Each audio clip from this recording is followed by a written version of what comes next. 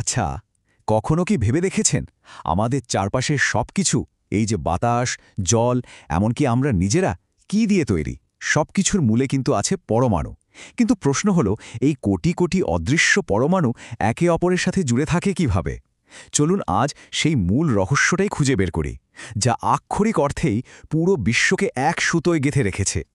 হ্যাঁ, এই যে এত ছোট অদৃশ্য কণা, এরা কিভাবে একসাথে মিলেমিশে একটা চেয়ার, একটা টেবিল বা আরও জটিল কিছু, যেমন একটা জীবন্ত কোষ তৈরি করে ফেলে? ভাবলেই অবাক লাগে, তাই না? এই প্রশ্নটা বিজ্ঞানীদের বহু বছর ধরে ভাবিয়েছে। আর এর উত্তরটা কিন্তু দারুণ মজার আর চমকপ্রদ। তো এই বিরাট রহস্যের সমাধানটা কোথায় লুকিয়ে আছে জানেন? একদম পরমাণুর বাইরের খোসায়। চলুন তাহলে ওখান থেকেই আমাদের তদন্ত শুরু করা যাক। আমাদের এই গল্পের প্রধান চরিত্র বা বলতে পারেন মূল খেলোয়াড় হল যোজ্যতা ইলেকট্রন। সহজ করে বললে এগুলো হলো পরমাণুর হাত, মানে যে হাত দিয়ে একটা পরমাণু আরেকটা পরমাণুকে ধরে। যতগুলো হাত ততগুলো সংযোগ, বন্ধনও ততটাই মজবুত। আর এই ইলেকট্রনগুলো থাকে পরমাণুর একদম বাইরের স্তরে, যেন অন্য পরমাণুর সাথে হাত মেলানোর জন্য সবসময় প্রস্তুত।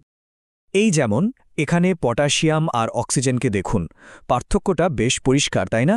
পটাশিয়ামের বাইরের কক্ষে মাত্র একটা যোজ্যতা ইলেকট্রন, মানে ওর মাত্র একটাই হাত আছে সংযোগ করার জন্য। আর অন্যদিকে অক্সিজেন, ওর আছে, গুণে দেখুন, 6টা। ভাবা যায়? এর মানে কি দাঁড়ালো? মানে হলো অক্সিজেন অনেক বেশি শক্তিশালী বন্ধন তৈরি করতে পারে পটাশিয়ামের চেয়ে। এই টেবিলটা দেখুন, এক নজরেই বলে দেওয়া যায় কোন মৌলের কটা হাত আছে। যেমন ধরুন নাইট্রোজেন, ওর আছে 5টা। আবার দেখুন ক্যালসিয়াম, ওর আছে মাত্র 2টো। এই সংখ্যাটা কিন্তু ভীষণ জরুরি, কারণ এটাই ঠিক করে দেয় একটা মৌল কয়টা পর্যন্ত বন্ধন তৈরি করতে পারবে। ব্যাপারটা অনেকটা রাসায়নিক ভবিষ্যৎবাণীর মতোই, তাই না? আচ্ছা, তাহলে পরমাণুর হাত বা যোজ্যতা ইলেকট্রন কি সেটা তো বোঝা গেল, কিন্তু একটা পরমাণুর অনেকগুলো হাত থাকলেও ও কি সবগুলোই ব্যবহার করতে পারে, নাকি এর কোনো নিয়ম আছে? হ্যাঁ, অবশ্যই আছে। চলুন এবার সেই নিয়মটাই জেনে নেওয়া যাক। এই সংযোগ করার ক্ষমতাটাকেই বিজ্ঞানের ভাষায় বলে যোজনী বা ভ্যালেন্সি।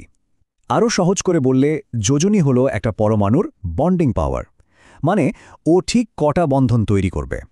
আর এটা মাপার সবচেয়ে সহজ উপায় হলো হাইড্রোজেন। একটা মৌল কয়টা হাইড্রোজেন পরমাণুকে নিজের সাথে জুড়তে পারে, সেটাই হলো তার যোজনী। একটা দারুণ উদাহরণ দিই, হাইড্রোজেন আর ক্লোরিন, এদেরকে বলা যায় কেমিস্ট্রির মেড ফর ইচ আদার জুটি। দেখুন, দুজনেরই যোজনী এক, তাই একজন আরেকজনের সাথে মিলে একটা একদম পারফেক্ট স্থিতিশীল অণু তৈরি করে, HCl। এর চেয়ে ভালো জুটি আর হয় না। তবে সব মৌল কিন্তু এত সোজা সাপটা নয়। কিছু মৌল আছে বেশ বহুরূপী, যেমন ধরুন লোহা বা আয়রন। ও পরিস্থিতি বুঝে নিজের যোজনী বদলে ফেলতে পারে।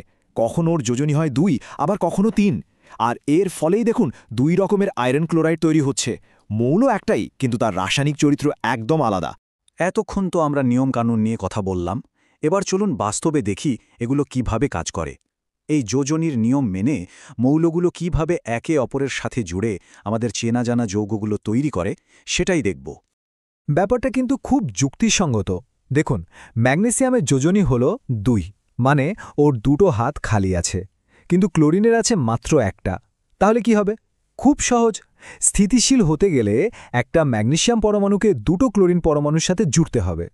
দুদিক থেকে 2টো হাত ধরে ফেলল, ব্যাস, হিসাব একদম নিখুঁত। এবার আমাদের খুব পরিচিত 2টো যৌগের কথা ভাবি, জল আর মিথেন। দেখুন, এরাও কিন্তু এই একই নিয়ম অক্ষরে অক্ষরে মেনে চলে। জলের সংকেত H2O, কারণ অক্সিজেনের যোজনী 2, তাই সে 2টো হাইড্রোজেনকে ধরে রাখে। আবার মিথেন মানে CH4, এখানে কার্বনের যোজনী 4, তাই সে একাই 4-4টে হাইড্রোজেনকে ধরে রেখেছে। সব কিছুর পেছনেই কিন্তু এই সহজ নিয়ম। আচ্ছা, এতক্ষণ তো আমরা দাঙ্গে পরমাণুর কথা বললাম, মূল ভিত্তিটা মোটামুটি পরিষ্কার। কিন্তু গল্প এখানে শেষ নয়। কখনো কখনো পরমাণুরা একা একা কাজ করে না, তারা একটা টিম হিসেবে মাঠে নামে। চলুন এবার আরেকটু গভীরে যাওয়া যাক, যেখানে ব্যাপারটা আরও জটিল কিন্তু আরও বেশি মজার। এই টিমগুলোকে বলা হয় যৌগমূলক বা র্যাডিক্যাল। এদেরকে ভাবতে পারেন স্পেশালিস্ট লেগো ব্লকের মতো, মানে এগুলো আগে থেকেই কয়েকটা ছোট ব্লক দিয়ে তৈরি করা একটা বড় ইউনিট। তাই এগুলো ব্যবহার করে আরও বড় আর জটিল কিছু বানানোটা অনেক সহজ হয়ে যায়, যা তুলে এনে জায়গায় বসিয়ে দিলেই হলো। যেমন ধরুন অ্যামোনিয়াম আর সালফেট, এরা হলো যৌগমূলকদের মধ্যে সুপারস্টার। রসায়নের দুনিয়ায় এদেরকে বলা যায় আল্টিমেট বিল্ডিং ব্লক। এরা যখন কোনো বিক্রিয়ায় অংশ নেয় তখন একটা গোটা ইউনিট হিসেবেই কাজ করে। নিজেদের পরিচয় বা নিয়মকানুন কখনো ভাঙে না। তাহলে পুরো যাত্রাটা যদি আমরা এক নজরে দেখি কি দাঁড়ালো? সবকিছু শুরু হচ্ছে যোজ্যতা ইলেকট্রন দিয়ে, পরমাণু সেই হাতগুলো। এরপর আসছে যোজনী, যা ঠিক করে দিচ্ছে কার সংযোগ ক্ষমতা কত। এই নিয়ম মেনেই তৈরি হচ্ছে হাজারো যৌগ, যা আমাদের চারপাশের বিশ্বকে গড়ে তুলেছে। আর ফাইনালি কিছু পরমাণু টিম বানিয়ে তৈরি করছে যৌগমূলক, মানে জটিল জিনিস বানানোর জন্য রেডিমেড ব্লকস। একদম সহজ, তাই না? একবার শুধু ভাবুন, মাত্র এই কয়েকটা সহজ নিয়ম দিয়ে যদি আমাদের এই গোটা গ্রহ, এর গাছপালা, পশু পাখি, এমনকি আমরা নিজেরা তৈরি হতে পারি, তাহলে এই একই নিয়মগুলো মহাবিশ্বের অন্য কোনো কোণায়, অন্য কোনো গ্রহে আর কি কি অবিশ্বাস্য জিনিস তৈরি করে রেখেছে? উত্তরটা হয়তো আমাদের কল্পনারও অনেক, অনেক বাইরে।